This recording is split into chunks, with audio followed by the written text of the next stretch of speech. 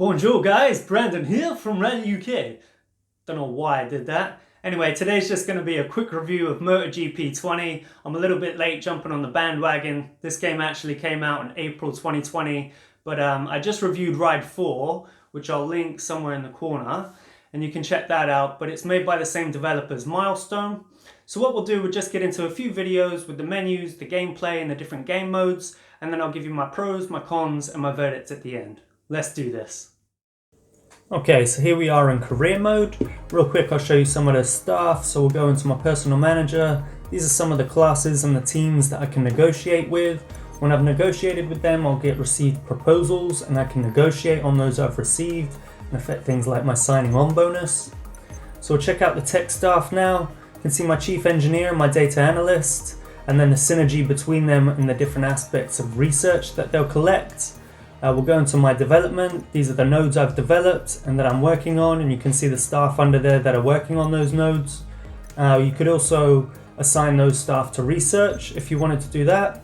We'll go into the calendar, skip to a race weekend, and we can adjust the schedule with the practices, the qualifying and the warm-ups. And now we'll get into a race real quick.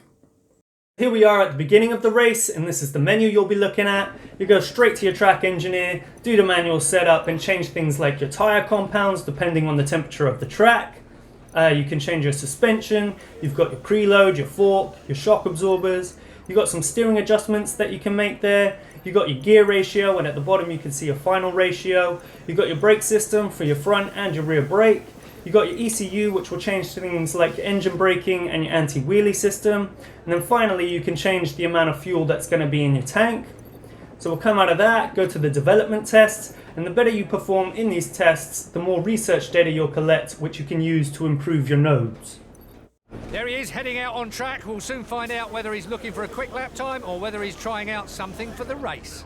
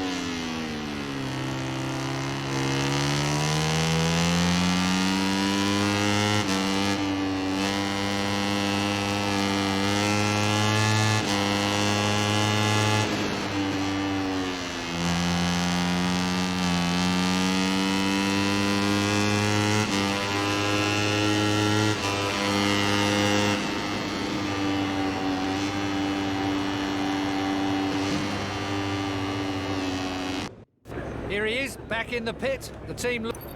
So once you finish your development test, you can see how you performed and what research data you collected.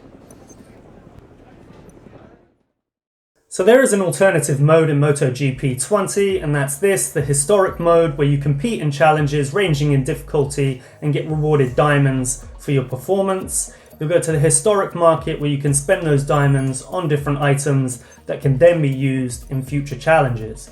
So you'll choose your rider. We'll go ahead and choose Rossi from 2002. You can change your riding aids to make it a little bit easier. And then we'll go ahead and get started.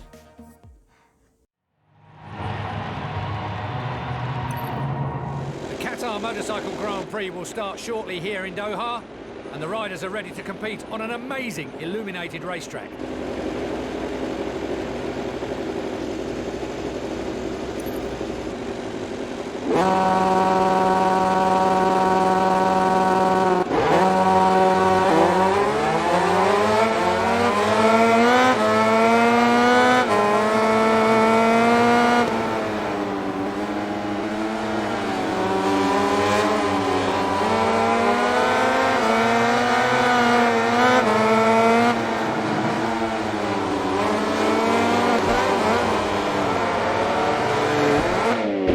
As you can see, you get quite a cool camera angle when you do take a tumble, which I see quite often.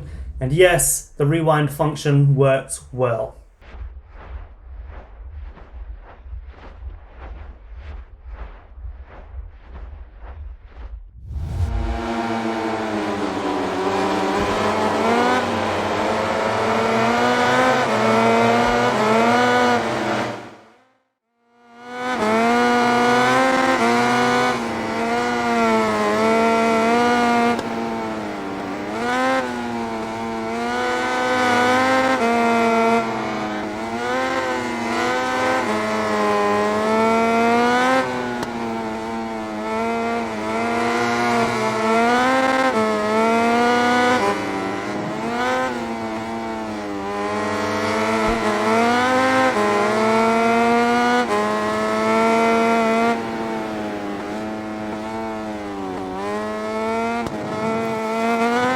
Okay, so we'll take a look at the bike from the side. Looking lovely, very accurate. A couple of the different views. The next one I like best is right inside the helmet. And I don't think I won this race because I was penalised a couple of times. And there he is, the cheeky git. Lorenzo steals it from under my nose. But I just want to show you one last thing, and that'll be the rewards that you get. So because I finished second, and it was an easy challenge, I get rewarded 2,250 diamonds, which I can then use in the historic market to purchase those items, which I can then use in future challenges. Okay, so there were a few cons that I would point out about this game. The first was that it can feel a little bit limited, but that's solely because it's based around the MotoGP structure, which is kind of what you expect buying a MotoGP game. But it just means that there's less tracks, less competitions that you can actually get involved in. So I would say it's a little bit restricted in that sense. The second thing would be that the map view is completely useless and there's no point in it. It shows you the next corner coming up, but it's way too late for it to be helpful. And you can't change that map view to a full view of the whole map, if you see what I mean. So that's the one that I like because you can kind of anticipate the corners a little bit better. So that's the second con. And then the third and final con that I would point out is that when you assign your staff to do the research, it's much easier to just do the development tests and you'll gain so much more data at the end of the weekend that there's no point in assigning them to do any research, just assign them to developing the nodes. So those are my three cons. Let's get into some of the better points and some of those pros. Okay, so if we're talking about the positive points now, the first is a nice quick one, and it's that the commentating is a nice touch. I enjoyed it, it added realism, and it built anticipation at the start of the race. So that's number one. Number two is the graphics. Milestone have really nailed it this time. The bikes look astonishing, the riders look stunningly sharp. So yeah, the graphics and the visuals really are epic in this game. And the third and final positive point would be the historic mode. I really enjoyed it. It kind of takes away from the season a bit as well if you get tired of that, so you've got an alternative mode. And it adds longevity and shelf life to the game in that sense. And it's so much fun to just race around as Valentino Rossi or Mick Doohan and collect these diamonds when you compete in these challenges. So that's three of my pros. Stick around for my verdict.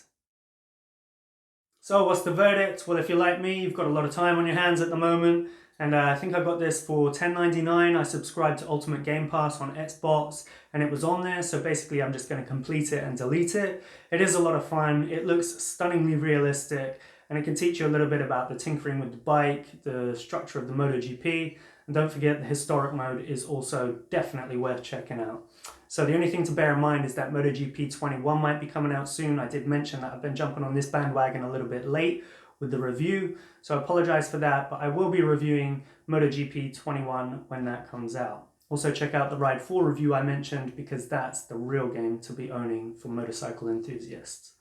Anyway, I hope you liked this video. If you did, give it the thumbs up, subscribe to the channel. I've been Brandon on behalf of Rider UK. Until the next time, keep it real and keep it two wheels.